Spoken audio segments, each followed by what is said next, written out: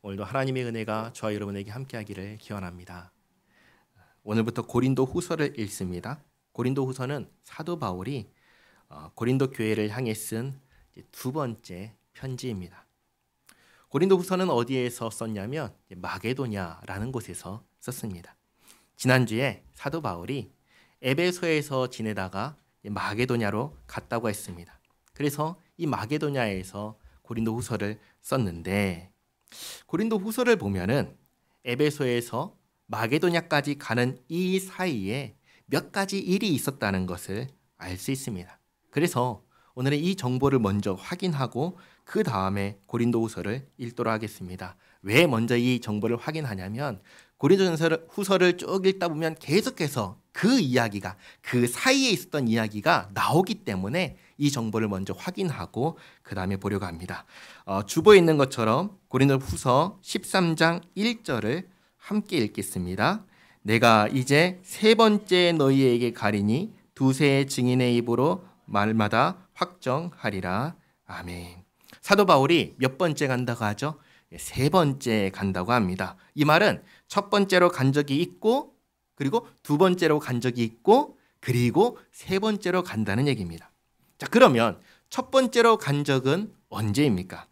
이게 언제냐면 2차 전도 여행 때입니다. 그때 고린도에 처음 방문해서 복음을 전했습니다. 이게 처음 간 것입니다. 그러면 두 번째로 간 것은 언제일까요? 이게 성경엔 어디에도 나타나지 않습니다. 그러나 고린도 후서를 쓰면서 내가 이제 세 번째로 간다라고 하니까 고린도 후서를 쓰기 전에 두 번째로 방문했다라는 것을 우리가 알 수 있습니다. 그러니까 이렇게 되는 겁니다. 고린도 전서를 에베소에서 먼저 써서 보냈습니다. 고린도 전서를 보면은 바울이 에베소에서 마게도냐를 지나서 고린도에 갔다가 예루살렘으로 가겠다라고 했습니다. 이게 바울이 본래 생각했던 최초의 계획이었습니다. 그런데 이 계획과 상관없이 에베소에서 마게도냐를 거쳐서 고린도에 가지 않고 에베소에서 바로 고린도에 방문한 적이 있는 것입니다. 급하게 계획에도 없는 방문을 한 겁니다. 이게 두 번째 방문입니다.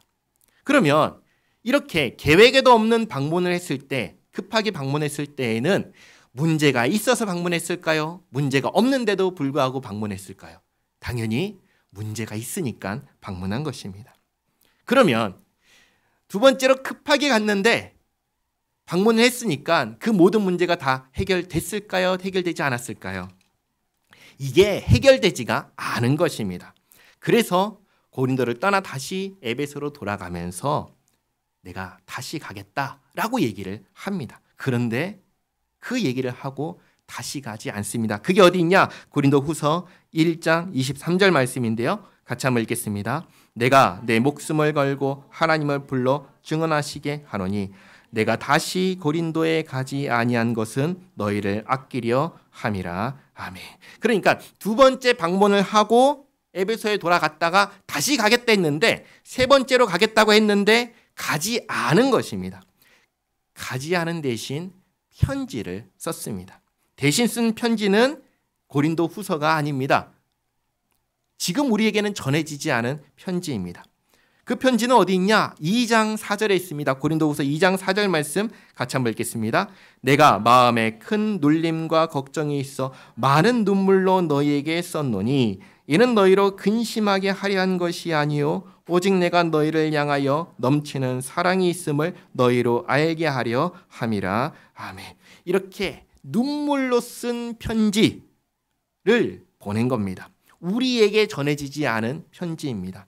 아마도 이 편지를 디도가 가지고 갔을 것입니다. 고린도 교회의 문제를 해결하고자 눈물로 쓴 편지를 가져갔으니 이제 그 결과가 어떨지 신경 쓰일까요? 신경 쓰이지 않을까요? 신경 쓰이죠. 근데 이 편지의 내용이 심각한 내용이었던 것 같습니다. 고린도 교회 사람들이 이 편지를 받고 심각한 내용이 적혀 있으니까 그걸 받고 근심할 것을 생각하니까 마음이 편해요, 불편해요? 불편하죠. 걱정이 됩니다. 그리고 기다리죠. 누굴 기다리죠? 디도를 기다리죠. 왜냐하면 디도가 편지를 가지고 갔으니까. 디도가 돌아올 것을 기다리는데 오지를 않습니다. 그러다 마침 에베소의 폭동이 일어납니다. 떠날 때가 된 겁니다. 그래서 에베소를 떠나서 드로아로 갑니다. 드로아는 어디냐면 2차 전도 여행 때 마게도냐로 오라는 환상을 본 곳이 이 드로아 지역입니다. 2차 전도 여행 때를 잠깐 생각해 보시면, 되짚어 보시면 드로아에서 마게도냐로, 마게도냐에서 빌립보로, 빌립보에서 데살로니가, 베레아, 아덴 그리고 고린도로 이동을 했습니다. 그러니까 에베소, 드로아, 마게도냐 하면서 가는 이 길이 고린도를 향해서 가는 길인 것입니다. 쭉 가는 길인 것이죠. 디도에게 소식이 없으니까 드로아로 갑니다. 드로아에 가도 소식이 없으니까 마게도냐로 갑니다. 그러니까 조금씩 고린도를 향해서 가는 겁니다. 가다 보면 만나겠지 하면서 하나씩 가는 겁니다. 그래서 마게도냐까지 갔는데 거기에서 디도를 만납니다. 고린도후서 2장 12절 13절 말씀 같이 읽겠습니다. 내가 그리스도의 복음을 위하여 드로아의 이름에 주 안에서 문이 내게 열렸으되 내가 내 형제 디도를 만나지 못하므로 내 심령이 편하지 못하여 그들을 작별하고 마게도냐로 갔노라. 아멘. 그렇게 해서 마게도냐로 갑니다. 마게도냐에서는 가자마자 디도를 만났냐? 그렇지 않습니다. 마게도냐에서도 며칠간 머무르면서 힘든 일들이 있었습니다. 마음으로는 눈물로 쓴 편지를 읽고 고린도 교회 성도들이 어떻게 반응했을지가 걱정되고, 그리고 바울의 현실로서는 마게도냐에서 외부에서 주는 환난이 있어서 어려움을 당하고 있을 때였습니다. 고린도후서 7장 5절 말씀 같이 한번 읽겠습니다. 우리가 마게도냐에 이르렀을 때에도 우리 육체가 편하지 못하였고 사방으로 환난을 당하여 밖으로는 다툼이요 안으로는 두려움이 얻노라. 아멘. 이렇게 어려움을 겪는 중에 디도가 온 겁니다. 디도가 좋은 소식을 가지고 왔습니다. 7장 6절 말씀, 7절 말씀 또 같이 읽겠습니다. 그러나 낙심한 자들을 위로하시는 하나님이 디도가 오므로 우리를 위로하셨으니 그가 온 것뿐 아니요 오직 그가 너희에게서 받은 그 위로로 위로하고 너희의 사모함과 애통함과 나를 위하여 열심 있는 것을 우리에게 보고함으로 나를 더욱 기쁘게 하였느니라. 아멘. 이렇게 고린도 교회가 눈물로 쓴 편지를 받아들였다라는 소식을 들은 거예요. 그러니 마음에 있던 모든 근심이 씻은 듯이 사라졌습니다. 여전히 이 교회는 해결해야 될 문제가 산재에 있습니다. 다 해결됐다는 게 아닙니다. 그래도 바울이 눈물로 쓴 이 심각한 편지를 고린도 교회 성도들이 받아들여서 수용했다는 사실이 너무나 감사하고 그게 위로가 된 것입니다. 그래서 그 사실에 감사하며 내가 이제 곧 가겠습니다 라고 쓴 편지가 바로 고린도 후서입니다. 이것을 시간 순으로 정리하면 제가 이제 1에서 8번째까지 이렇게 순서대로 다시 한번 정리했습니다. 1번 2차 전도 여행 때 고린도에 첫 번째 방문했고 3차 전도 여행 중에 에베소에서 고린도 전서를 써서 보냈습니다. 이게 우리가 다 알고 있는 거죠. 그리고 계획이 없던 고린도 교회에 두 번째 방문을 했습니다. 4번 눈물로 쓴 편지를 디도를 통해 보내고 5번 에베소를 떠나 드로아를 지나 마게도냐에 갔는데 마게도냐에서 디도를 만납니다.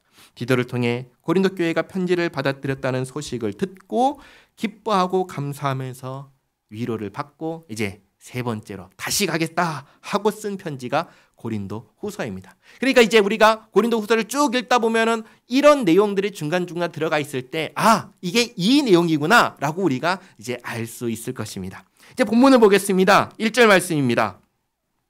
하나님의 뜻으로 말미암아 그리스도 예수의 사도된 바울과 형제 디모데는 고린도에 있는 하나님의 교회와 또 온 아가야에 있는 모든 성도에게 바울과 디모데가 편지를 씁니다.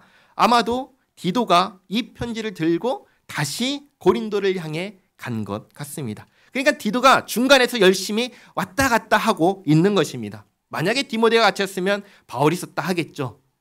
왜냐하면 디모데하고 디도 같이 갔을 거니까. 디도가 남았다면 바울과 디모데가 썼다 이렇게 얘기를 하겠죠. 근데 디도가 빠지고 바울과 디모데가 썼다라고 하는 걸 보니까 디도가 중간에서 왔다 갔다 하면서 편지를 전하고 있구나라는 것을 알 수 있습니다.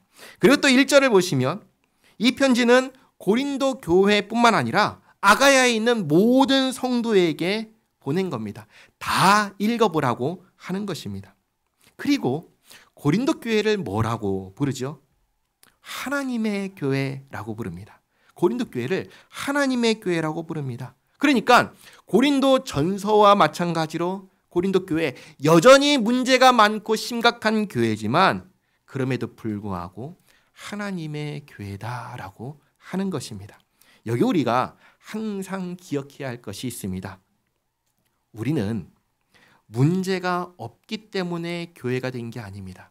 우리는 문제가 없기 때문에 하나님께서 구원하신 게 아닙니다.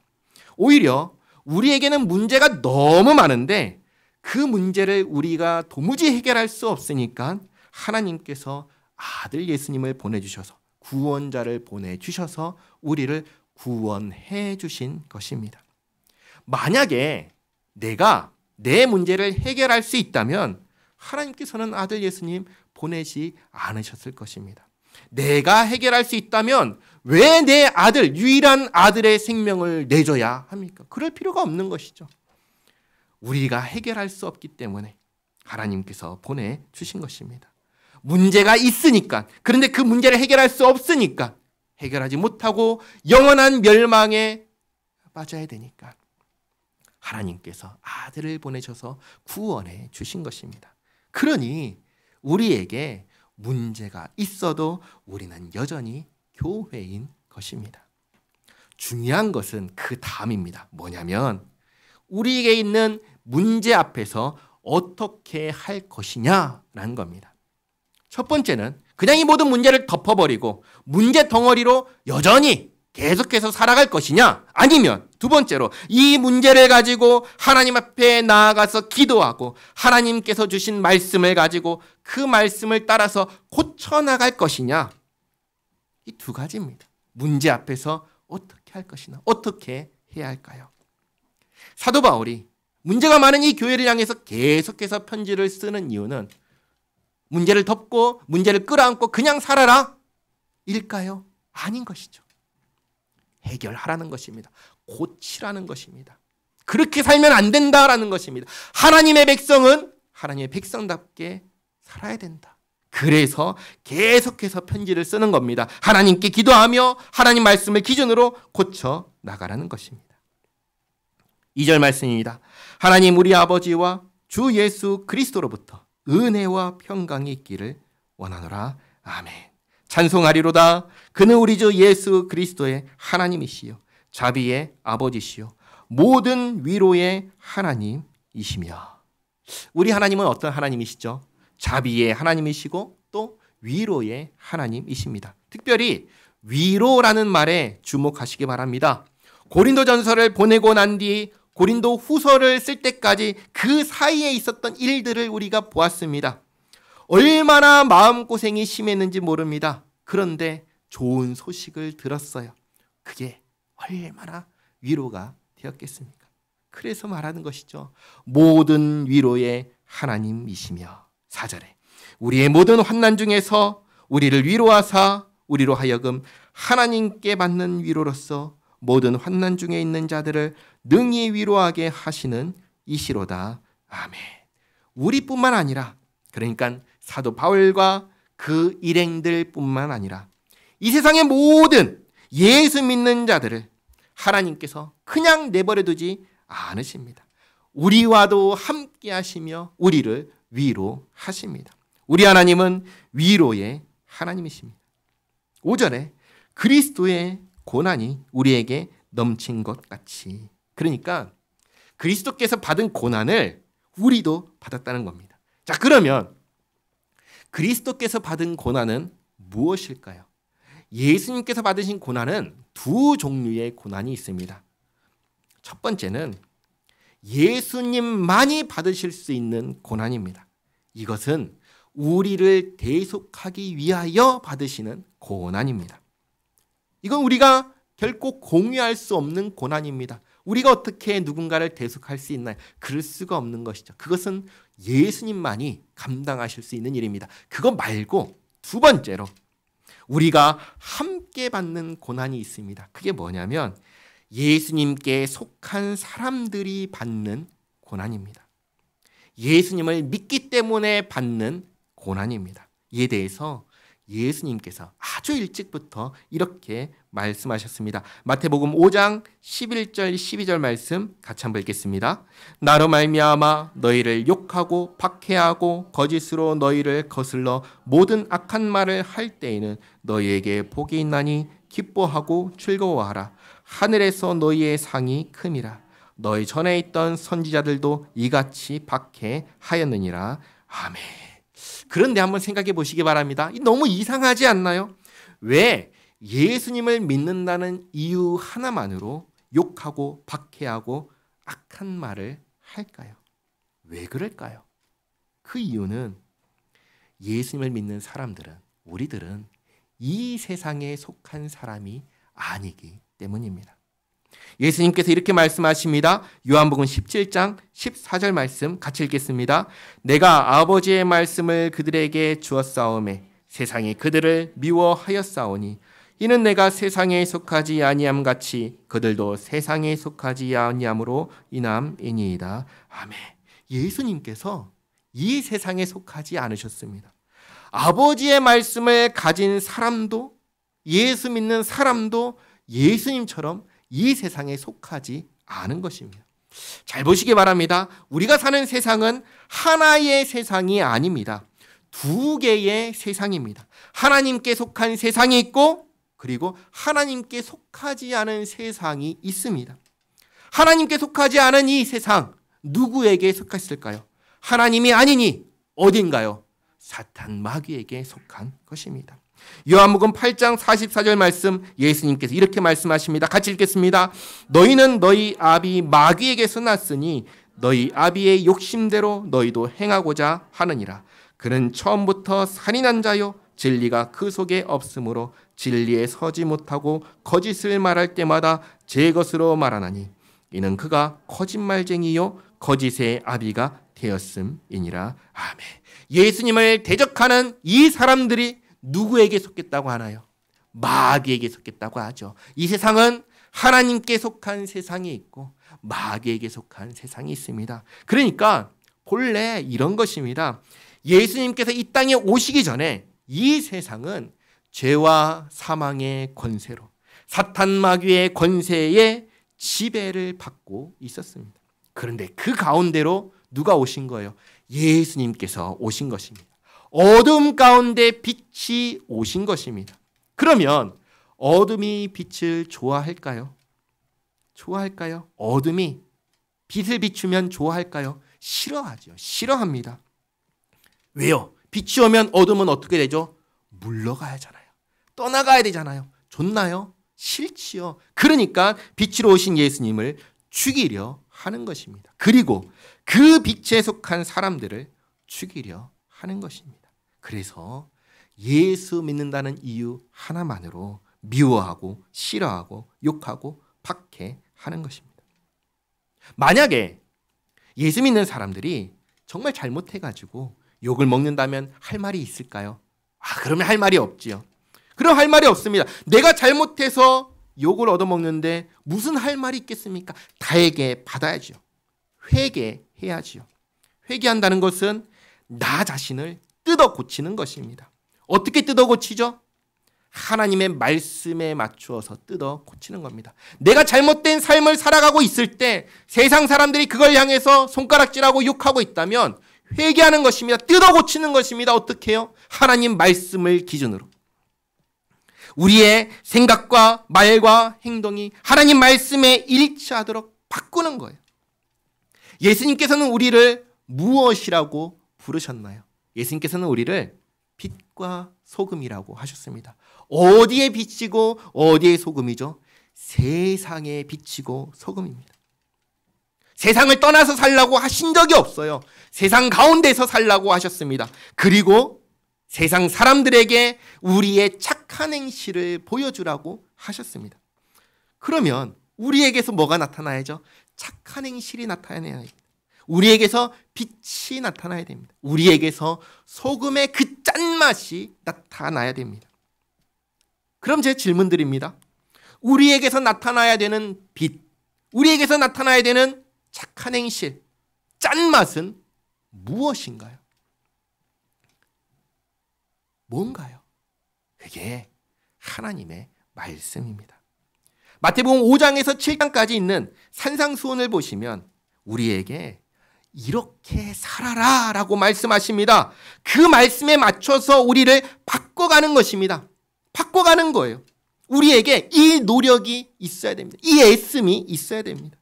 예수님께서 이렇게 말씀하셨습니다. 마태복음 5장 17절에서 19절까지 말씀 같이 읽겠습니다. 내가 율법이나 선지자를 폐하러 온 줄로 생각하지 말라. 폐하러 온 것이 아니요 완전하게 하려 함이라. 진실로 너희에게 이르노니 천지가 없어지기 전에는 율법의 1.1획도 결코 없어지지 아니하고 다 이루리라. 그러므로 누구든지 이 계명 중에 지극히 작은 것 하나라도 버리고 또 그같이 사람을 가르치는 자는 천국에서 지극히 작다 일컬음을 받을 것이요 누구든지 이를 행하며 가르치는 자는 천국에서 크다 일컬음을 받으리라. 아멘. 예수님께서 뭐라고 하시나요? 율법을 지키지 않아도 된다고 하시나요? 아니면 지켜야 한다고 하시나요? 지키라고 하십니다. 심지어 이렇게도 말씀하십니다. 마태복음 7장 21절 말씀 같이 읽겠습니다. 나더러 주여 주여 하는 자마다 다 천국에 들어갈 것이 아니요 다만 하늘에 계신 내 아버지의 뜻대로 행하는 자라야 들어가리라. 아멘. 무슨 말씀인가요? 하나님 말씀대로 살아내려고 하는 그 삶이 우리에게 있어야 한다는 것입니다. 그리고 한번 생각해 보시기 바랍니다. 하나님께서 우리에게 요구하시는 삶의 내용, 우리에게 살아내라고 하시는 삶은 이 세상에서 말하는 윤리와 도덕보다 못할까요? 아니면 훨씬 고상할까요? 훨씬 고상합니다. 훨씬 위대합니다. 우리가 하나님 말씀대로만 산다면 세상 사람들이 적어도 윤리, 도덕적인 이유로는 욕하고 손가락질하지 못할 것입니다.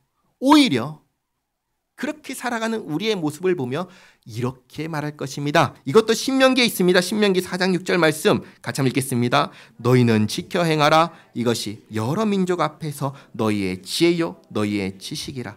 그들이 이 모든 규례를 듣고 이르기를 이 큰 나라 사람은 과연 지혜와 지식이 있는 백성이로다 하리라. 아멘. 세상 사람들이 하나님 말씀대로 살아가려고 애쓰고 몸부림치는 우리를 향해서 뭐라고 말한다고 해요? 지혜와 지식이 있는 사람이다. 그렇게 부른다는 겁니다.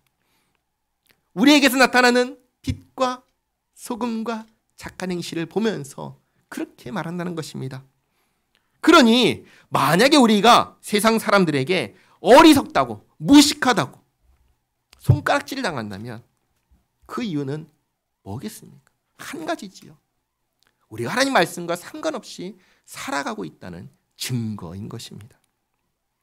바울은 하나님 말씀대로 살려고 몸부림친 사람입니다. 자기 자신이 예수 믿는 모든 사람의 모델이 되려고 했습니다. 그래서 나를 본받으라 그렇게 말한 것이죠. 근데 이때도 생각해 보시기 바랍니다. 내가 누군가를 전도하면 그 사람은 예수 믿는 사람이 어떻게 살아야 될지를 누구를 보면서 따라할까요? 복음을 전한 사람을 보고 따라하겠죠. 내가 사람들에게 복음을 전합니다. 그럼 그 사람들은 나를 보지 다른 사람 보지 않을 거예요. 나를 보면서 아 저게 예수 믿는 사람은 저렇게 사는 거구나 하겠죠. 그럼 바울은 복음을 전하면서 무엇을 의식하겠습니까? 나를 통하여 이들이 예수 믿는 사람은 어떻게 살아야 되는지를 볼 거다를 의식하겠죠. 그러니 자기 평생의 삶을 어떻게 살려고 하는 겁니까? 나를 본받으라고 말을 하는 겁니다.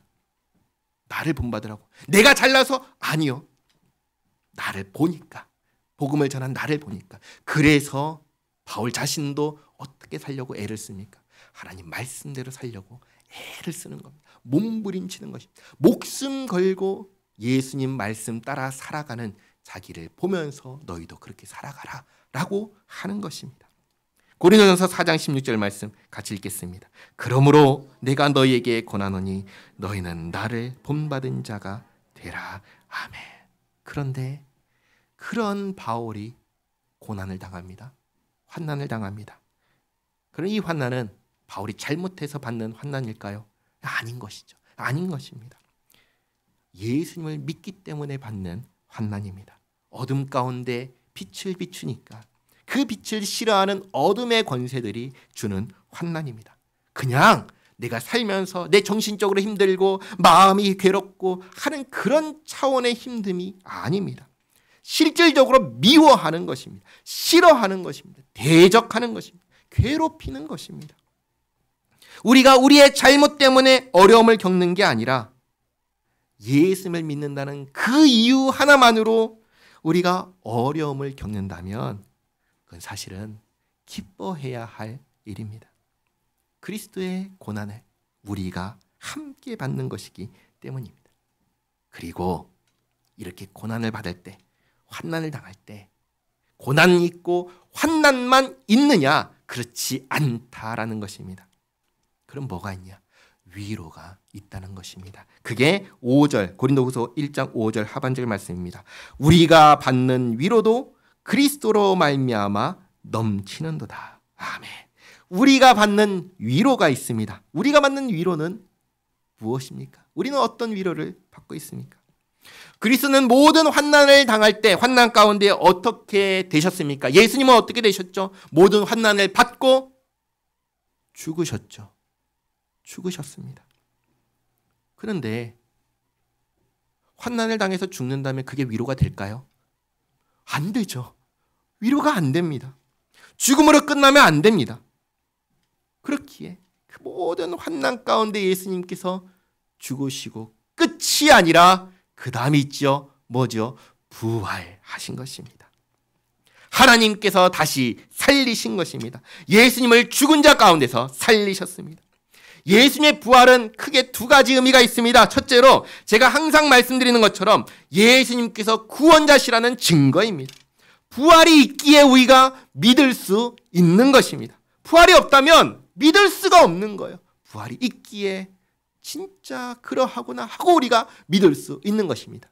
그리고 둘째로 예수님께서 이 어둠의 권세, 죄와 사망의 권세를 이기시고 승리하셨다는 것을 보여주는 게 바로 부활입니다. 예수님께서 십자가에 지시기 전에, 죽으시기 전에 이렇게 말씀하셨습니다. 요한복음 16장 33절 말씀 같이 읽겠습니다. 이것을 너희에게 이르는 것은 너희로 내 안에서 평안을 누리게 하려 함이라. 세상에서는 너희가 환난을 당하나 담대하라. 내가 세상을 이기었노라. 아멘. 예수님께서 분명하게 말씀하십니다. 내가 이겼다. 내가 세상을 이겼다. 내가 죄와 사망의 권세를 이겼다. 이 세상 어떤 세상입니까? 하나님을 대적하는 세상입니다. 예수님을 미워하는 세상입니다. 그래서 죽이려고 하는 어둠의 세상입니다. 죄와 사망의 권세입니다. 그러나 이겼다 말씀하십니다. 그리고 부활하셨습니다. 그러므로 사도 바울은 예수님의 부활을 두고 이렇게 말했습니다. 고린도전서 15장 57절 말씀 같이 읽겠습니다. 우리 주 예수 그리스도로 말미암아 우리에게 승리를 주시는 하나님께 감사하노니 아멘. 우리에게 승리를 주신다. 우리에게 승리를 주신다. 우리가 받는 모든 환난 가운데 하나님께서 주시는 위로가 있습니다. 무엇입니까? 죽음으로 끝나지 않는다라는 것입니다. 하나님께서 우리를 인정하시고 다시 살려주신다는 사실입니다. 그리고 우리에게 승리를 안겨주신다는 것입니다.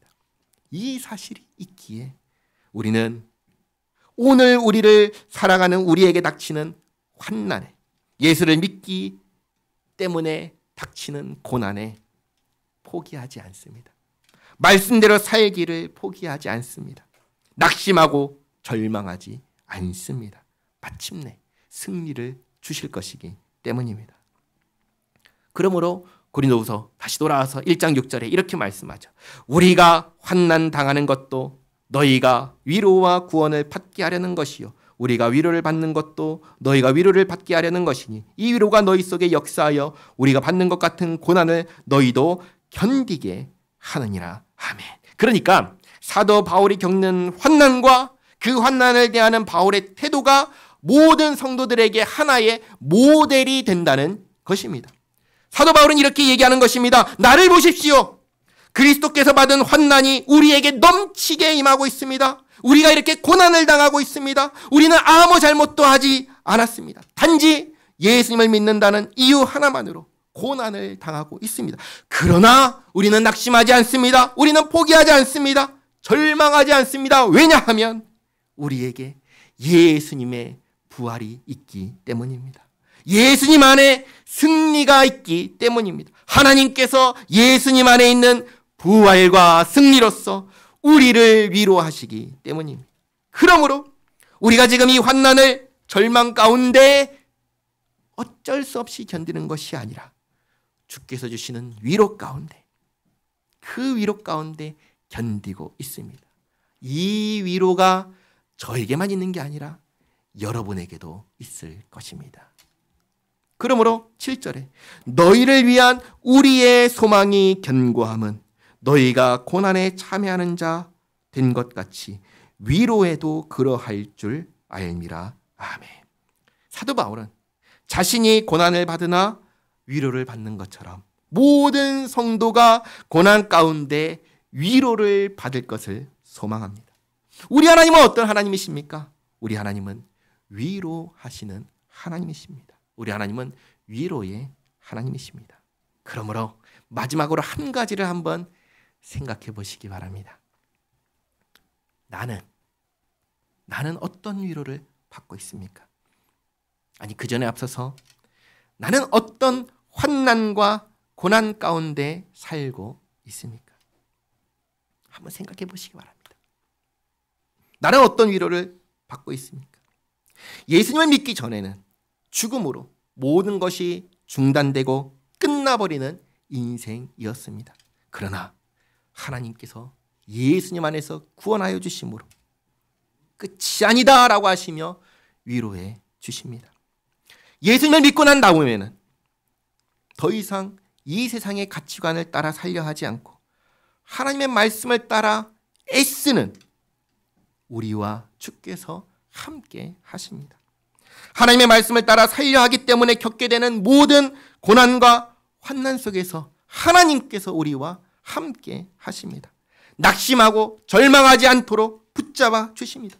견디고 이길 수 있도록 힘도 주십니다. 어려운 시간을 통과해낼 수 있도록 함께해 주심으로 우리를 위로하십니다. 그리고 우리의 필요, 우리의 소원, 우리의 간구를 주께서 항상 들으십니다. 항상 들으시고 가장 좋은 때에 가장 좋은 것으로 응답해 주심으로 우리를 위로해 주십니다. 기억하시기 바랍니다. 위로의 하나님께서 우리와 함께 하십니다. 위로의 하나님께서 우리와 함께 하십니다. 그리고 우리를 위로해 주십니다. 주님의 위로를 알고 깨닫고 누리는 우리 모두가 되기를 바랍니다. 기도하겠습니다. 좋으신 하나님, 위로의 하나님, 하나님이 계시기에 우리가 삽니다. 모든 막막함과 답답함과 끝나지 않을 것만 같은 어두운 인생 속에 빛을 비춰주시고 우리가 해결할 수 없는 수많은 문제를, 어려움을 해결해 주시고 내일을 살아갈 수 있는 힘과 소망을 주십니다. 참으로 살아도 죽어도 우리의 유일한 위로는 하나님께서 우리의 아버지가 되어주셨다는 사실입니다. 주께서 아버지로서 함께 하시고 품어주시고 해결해 주시고 인도하여 주시니 우리는 안심하며 또 감사하며 우리에게 주어진 현실을 살아갑니다. 하나님, 우리의 삶이 우리를 구원하여 주신 하나님을 영화롭게 하는 인생이 되게 하옵소서. 주께서 기뻐하시는 삶이 되게 하옵소서. 우리 안에 주께서 주시는 평안과 기쁨이 흘러넘쳐 이 세상 사람들에게 흐르게 하시옵고 우리 모두의 입을 통하여 주님 영광 받으시옵소서. 예수님의 이름으로 기도하옵나이다. 아멘.